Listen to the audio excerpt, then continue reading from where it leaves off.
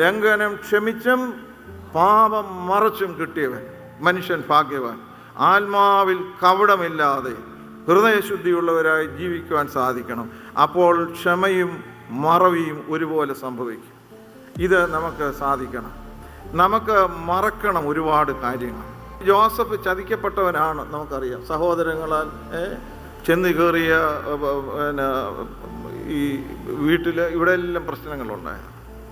ഒടുവിൽ ജോസഫിന് ആദ്യത്തെ കുഞ്ഞ് ജനിച്ചപ്പോൾ ജോസഫ് ആ മകന് പേരിട്ടു മനാസേ, മോനെ നീ മറക്കണം. നിനക്കോർത്താൽ നിൻ്റെ അപ്പൻ്റെ ബ്രദേഴ്സൊന്നും അത്ര നല്ലതല്ല. അവരെന്നെ കൊല്ലാൻ ശ്രമിച്ചവരാണ്. പക്ഷേ നീ മറക്കണം. ഞാൻ ചെന്ന് കയറിയിടത്തെല്ലാം ചില പ്രശ്നങ്ങളുണ്ടായി.